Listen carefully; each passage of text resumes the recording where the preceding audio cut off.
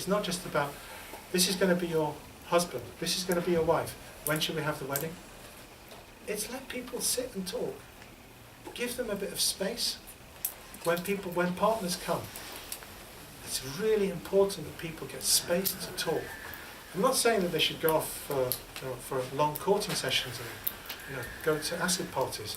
I'm not saying that that's what they need to do, but they do need time, because the time that's invested in trying to understand the other person will give them a feel of, well, is this the right person? Can I throw in a really sexist comment and perhaps a sexist hadith too? Yes? No? Yeah. Good. One of my best students, and he was clearly known to be one of my best students, to the extent he's in Denmark and I love him very much. Students used to say that when he speaks, we can hear your voice. So this young man, student of mine, very close to me, I left him to teach some of my classes in Denmark. And the other students who had also known me for many years, they said, we can't believe it. When he speaks, we can hear your voice. And I thought, well, I'm not sure if that's a good thing or a bad thing, but it shows the connection. Now, this student of mine is really close to me, and alhamdulillah, he got married. Shall I start with the sexist hadith or shall I continue with the story? You do first. Okay, I'll give the hadith first. No, I'll continue with the story. He said,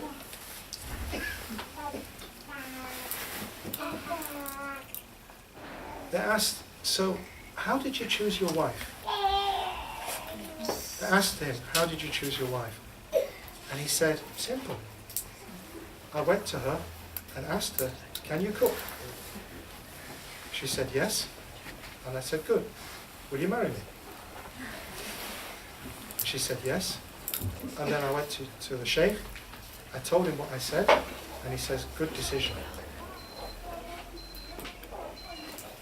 You're looking at me, oh, that don't sound like Abdul Aziz, that don't sound like his top student. It's true though. When he said that, I thought to myself, that is the most appalling thing I've ever heard. How can you only ask one question, can you cook, and then decide to marry her based on that? So I asked him, why did you ask that question? Okay, shall I go back to the hadith? The hadith. The hadith, the Prophet Muhammad sallallahu alaihi wasallam said, إِيَّاكُمْ وَحَضَرَاءِ الدِّمِمِ إِيَّاكُمْ وَحَضَرَاءِ الدِّمِمِ إِيَّاكُمْ وَحَضَرَاءِ الدِّمِمِ. And then, this is actually a strange phrase. It says, be careful. Al-Hadarat al-Diman doesn't really make much sense. It means, I'll tell you what it means. It means the big green bush. Hadarat al-Diman means a big bushy green plant. Be careful of the big green bushy plant. Understand, all you men? Be careful of the big green bushy plant. Yeah. You know, a bushy plant is like a bush. Got lots of leaves. And they said, Ya Rasulullah, what's this Hadarat Diman? Which big bushy plant should we worry about? He says, the one that grows in dung. What's dung in Norwegian? Dung. That's what cows produce. Yeah, Sin. Milk? Milk? Yossel, Huh? That's correct. Fulbeck. Is that a polite way? Milk sounds better.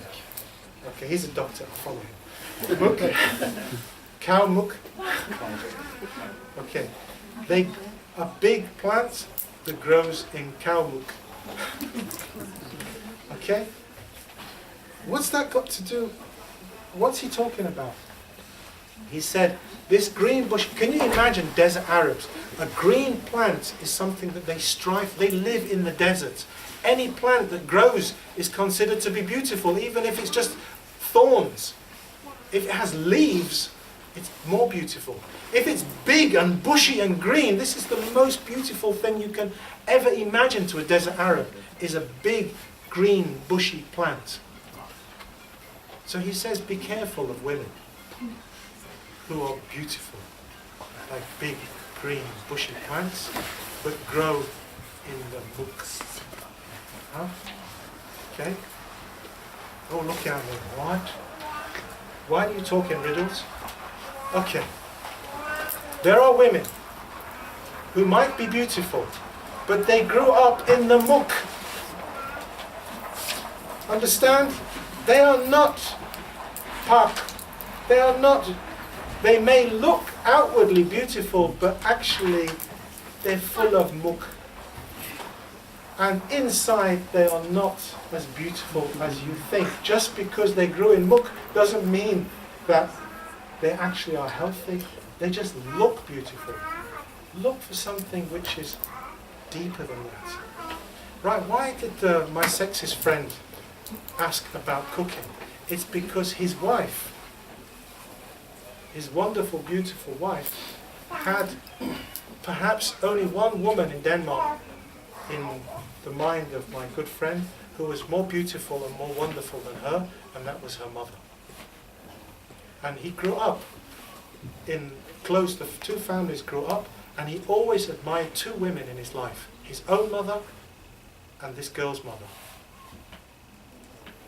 This is what he grew up with, these two women in his life, his own mother and this neighbor. And he went to his wife to ask, can you cook? Because he knew that if she can cook like her mother, then she's taken something from her mother which only the daughter of that woman could have taken. And it's not about cooking.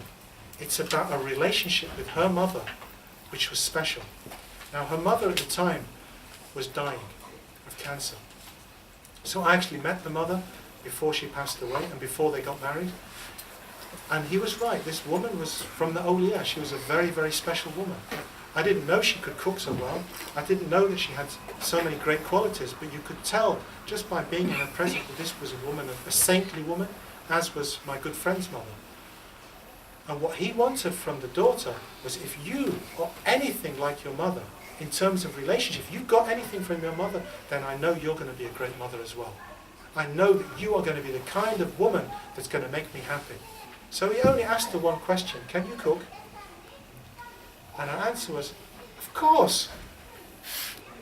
Meaning, of course. Do you not know have you not tasted my mother's burek? That's what she meant was, how stupid are you? Of course I can cook. My mother makes the best burek in the whole of Denmark. And he says, will you marry me? But it wasn't, will you marry me because I love you? It's, will you marry me because I think you will make the greatest wife on the planet? Because I know what kind of household you had, and I know what I want for my children. So this hadith about iyyakum wa hadarat dinner means don't just look at the girl and whether she's got lovely green leaves, where she's outwardly beautiful. Look at what makes her beautiful. Is the beauty because she grew up in the muk, or is she because her mother makes the best burek in Turkey, in Denmark? What kind of qualities has she got from her family? What kind of family does she have?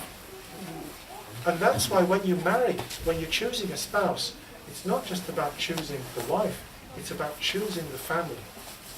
And there's nothing wrong with actually looking around the family and saying, well, actually, this family is a really good family. This is a family that I would like my children to grow up in. I would like my son or daughter to have this person as his mother or father. And that's one of the qualities. There are many qualities. Right. Are qualities inherited or learnt?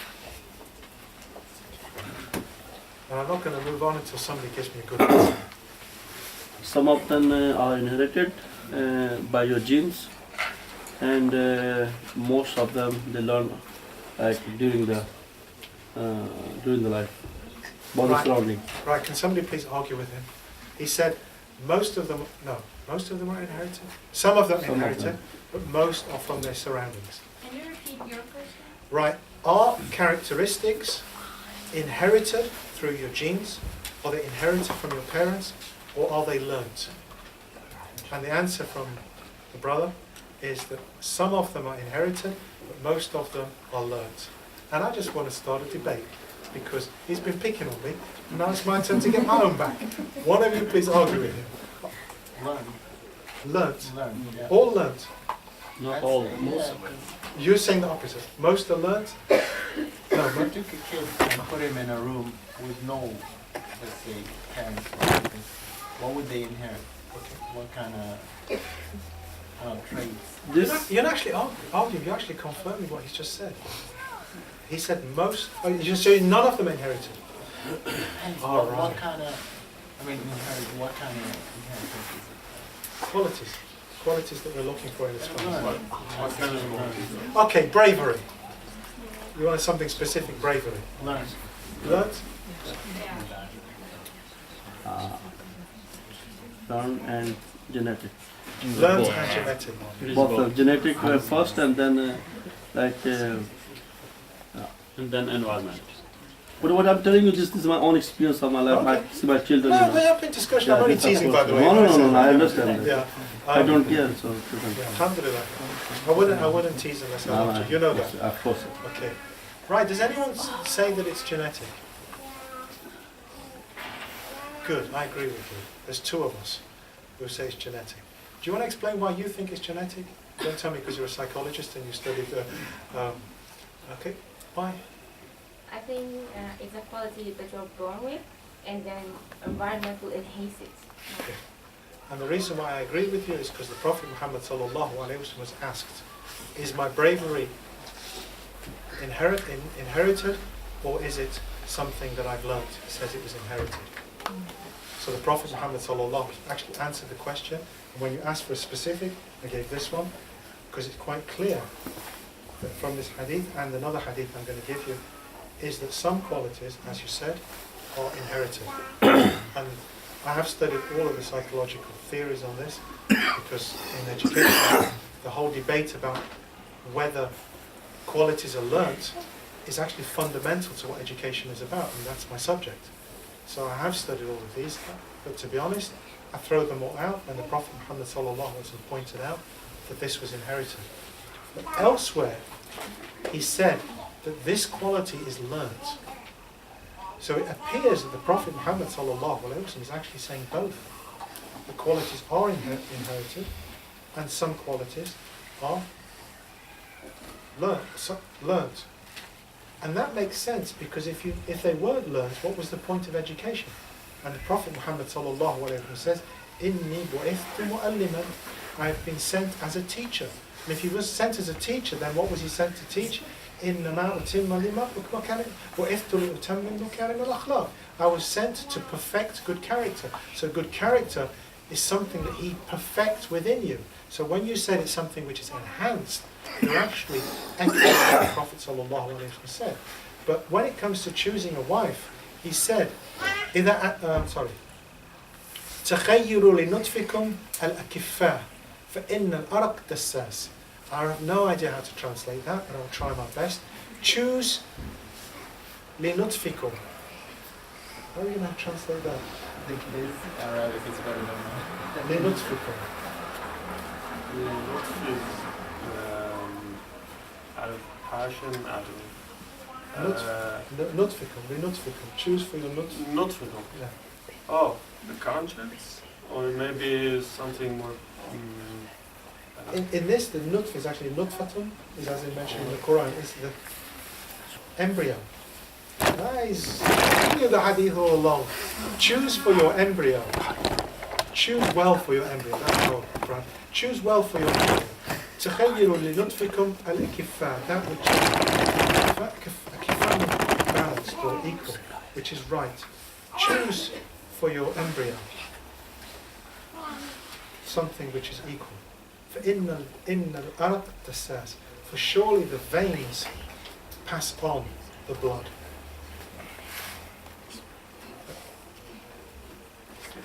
it's a hadith which is really difficult to understand, to translate, because the people understand what the words mean, but to actually explain it, that's the best I can do. Choose for the embryo, for your embryo, meaning your child, unborn child, because surely the veins pass on the blood. In other words, that some qualities are going to be passed from the mother to the child, and some qualities are going to be passed from the father to the child. And when we talk about genetics, somebody came to the Prophet ﷺ and said, my wife committed adultery. He said, why are you saying such a thing? Look at my child, look how black he is.